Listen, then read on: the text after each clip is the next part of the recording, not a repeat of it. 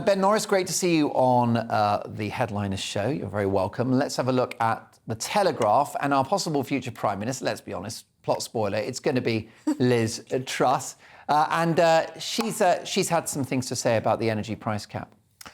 Yeah, it says Liz Truss refuses to rule out freezing energy bill cap. Or it could be Liz Truss refuses to rule out freezing, which is what we'll all be doing if we can't afford to have our heating on. It's a bit of a weird one, isn't it, the refusing to rule it out? Because when I was a kid, I'd ask my parents if they'd take me to a theme park and they refused to rule it out, I don't think I would have felt massively reassured by that. No.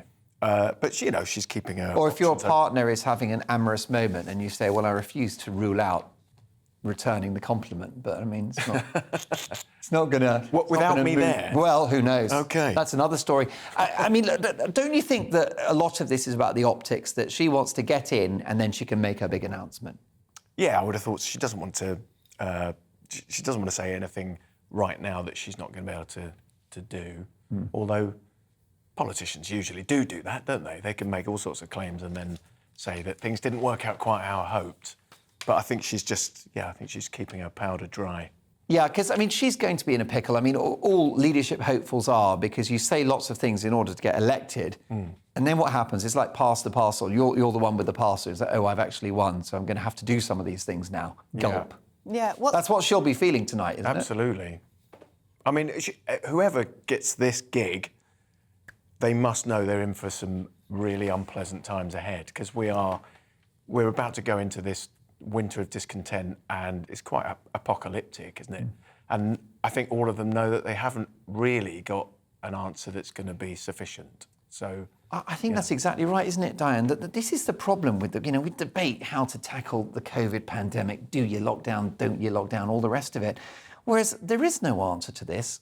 Global energy prices are massively inflated. It's a problem experienced across the West.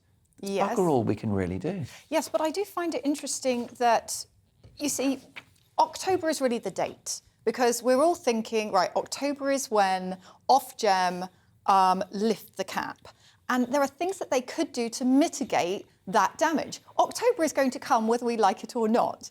But Ofgem raising the cap doesn't have to come, does it? Does it really have to come? No. They were only invented this cap in 2019. It's not like a long institution that we must do. It's not like Pancake Day. It's something that maybe has a bit of flexibility about it. Yeah. Is Pancake Day, is that like a red line for you? Is that a deal breaker? There is no way you can miss Pancake Day. It's so important in my calendar. I practice. That's all I'm saying. But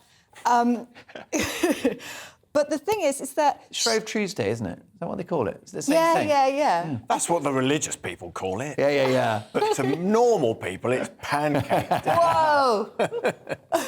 So, Liz, I think it's interesting that Rishi, who you're like, wah, he's not going to get in. Well. I think it's interesting that he's saying, I haven't seen all the numbers in the nation's finances yet.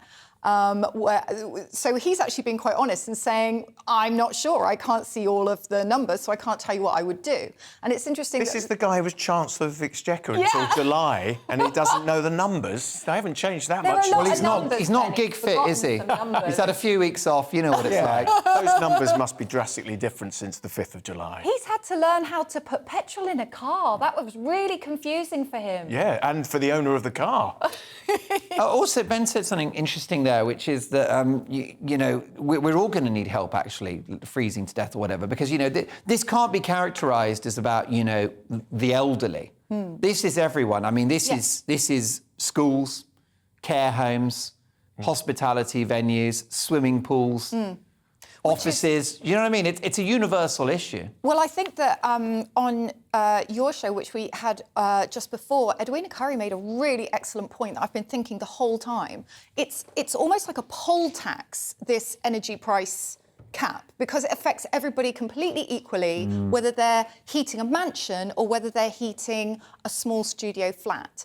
And that doesn't seem right. If you are going to use a huge amount of energy and you are going to heat a massive place, it does make more sense to have it in some kind of staggered means tested the way that they... So when your usage goes up, you pay a proportionally higher amount? Yeah, something like that. A bit like stamp duty or any other kind of geared taxation. Yeah, you've got it, yeah. That seems to me to be more fair. Maybe I could be Chancellor? Why not? I mean... Can you make a slick video where you look all cool and tell everybody you're the underdog? Yeah, I'll do that. Well, I got glasses. That means you're clever, doesn't it, Ben? I've only had these for a couple of years and my IQ has shot up. There you go. I thought so. Not the only thing.